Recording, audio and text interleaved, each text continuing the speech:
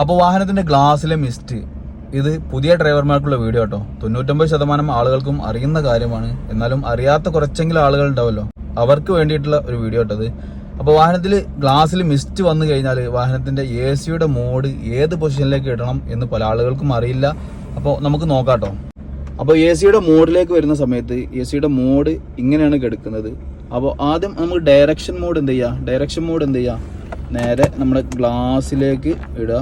എന്നിട്ട് എന്ത് ചെയ്യുക, ഇവിടെ എയർ ഇൻസൈഡ് സർക്കുലേഷനും ഔട്ട്സൈഡ് സർക്കുലേഷനും കാണാം. അത് ഔട്ട്സൈഡ് സർക്കുലേഷനിലേക്ക് ഇട്ട് വെക്കുക. അതുപോലെ തന്നെ ഈ ഒരു ടെമ്പറേച്ചർ മോഡ് കണ്ടോ, ഈ ഒരു ടെമ്പറേച്ചർ മോഡ് എന്ത് ചെയ്യുക, ഏകദേശം ഈ ഒരു ലെവലിലൊക്കെ ഇട്ടിട്ട് വെക്കുക കേട്ടോ. എന്നിട്ട് എന്ത് ചെയ്യുക, നമ്മുടെ വാഹനത്തിൻ്റെ AC ബ്ലോവർ ഒരു 2 ഓണാക്കി ഇട്ടിട്ട് എന്ത് ചെയ്യുക, ഇതുണ്ടോ ഗ്ലാസ് ഫുള്ളായിട്ട് മൂടി കിടക്കണം. നമ്മൾ വൈപ്പറൊക്കെ ഇട്ട് നോക്കിയിട്ടുണ്ട്, അപ്പോൾ ഒന്നും മാറ്റില്ല. എന്നിട്ട് എന്താ ചെയ്യുക, പതിയെ ബ്ലോവർ ഫാന് മാത്രം ഓണാക്കിയിട്ട് കാര്യമില്ല, നമ്മൾ AC ഒന്ന് ഇട്ട് നോക്കട്ടോ.